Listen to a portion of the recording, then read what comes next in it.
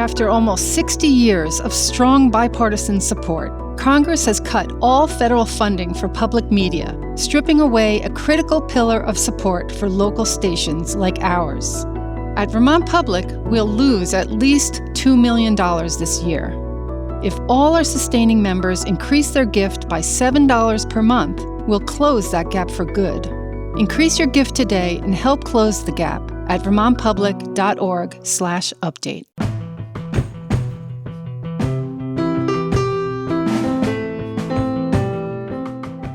From Vermont Public, this is The Frequency.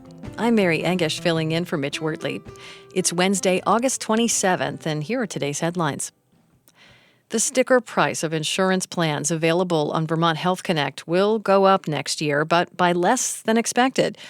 The average price of plans for people who are self-employed or work for companies that don't offer health insurance will increase between 1% and 10% from last year's rates.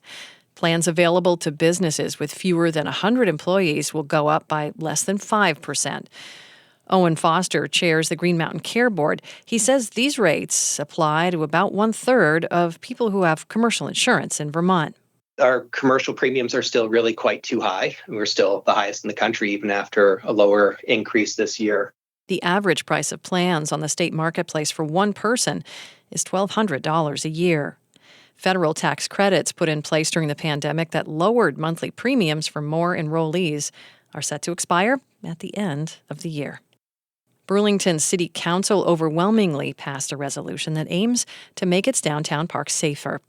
The council voted 9-2 on Monday to increase police presence in City Hall Park and enforce the park's posted hours. The proposal was prompted in part by 2 violent attacks near the park in August. The vote was a rare show of bipartisan support between the council's Democrats and progressives.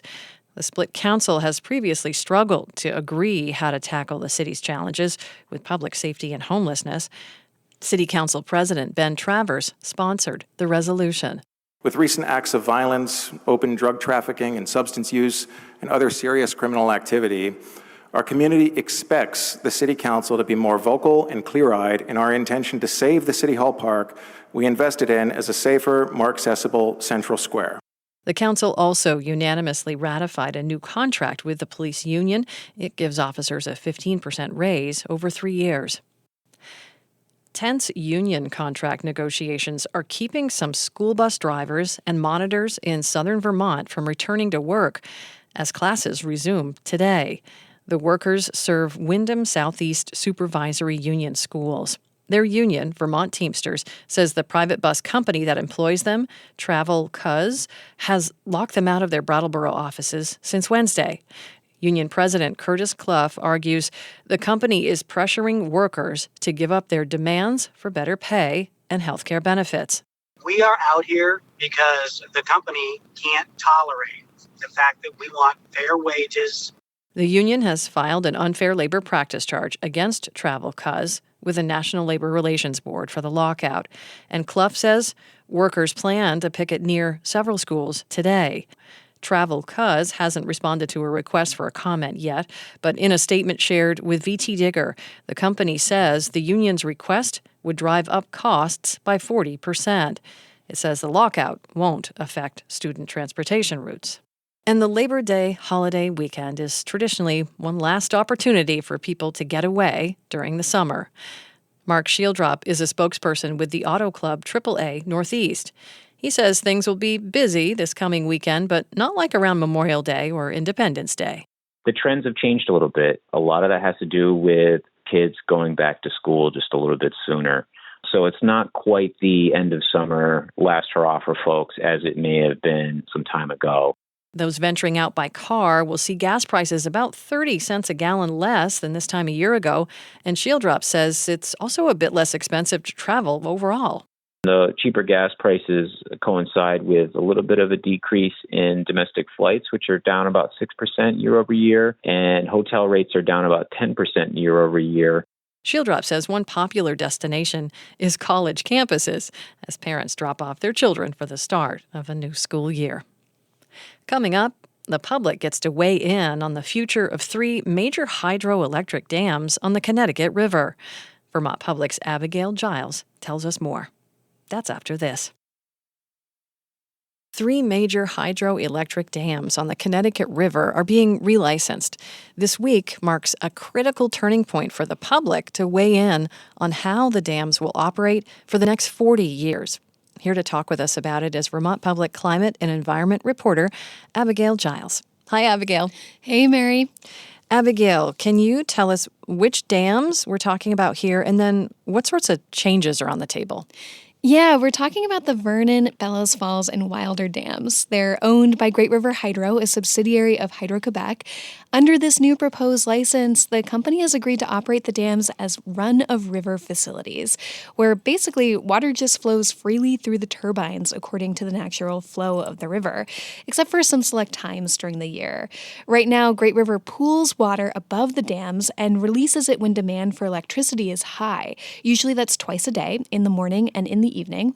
Operating this way helps them supply on-demand, low-carbon power to the electric grid, and dams like this are widely viewed as a critical backstop for keeping the lights on across New England. But they're also notorious for creating erosion, altering river ecosystems, and degrading water quality. This change should create more of a natural river flow, closer to what fish and plants in the Connecticut evolved to handle. And Great River Hydro says it's the right thing to do in their view for the environment, but also that federal and state regulators are increasingly pushing hydro companies nationwide towards operating this way. What do environmental groups think of these changes to have this more of a natural river flow than what's been in place for the last 40 years or so? Yeah, environmental groups I talk to, like the Connecticut River Conservancy, they see the shift to run-of-river as a big win.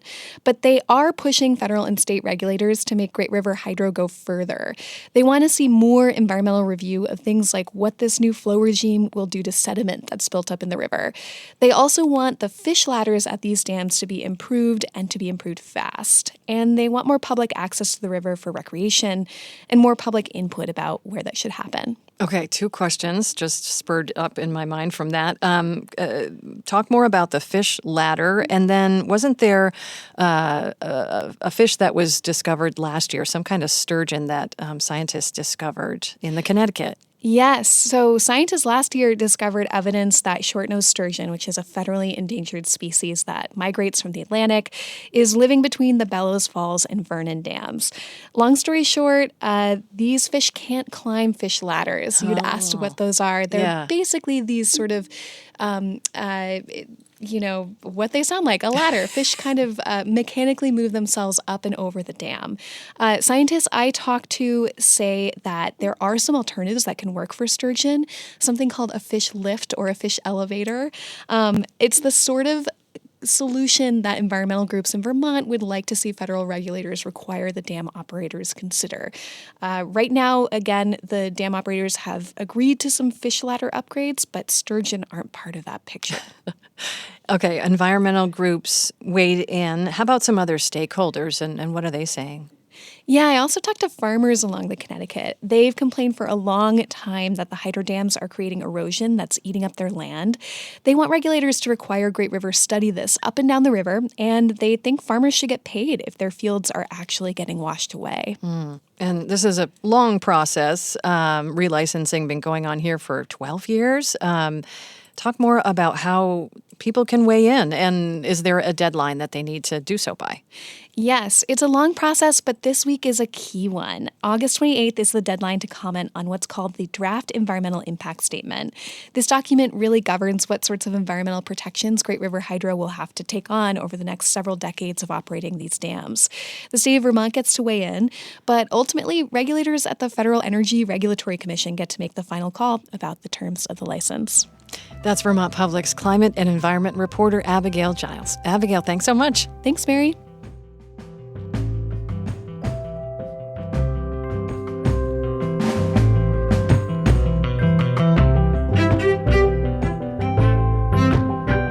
Thanks for listening to The Frequency today. We had additional reporting from Lexi Krupp, Adia Golston, and the New England News Collaborative. Today's episode was edited by Stephanie Colombini and produced by Adia Golston. And our music is by Blue Dot Sessions. I'm Mary Engish. Talk to you tomorrow.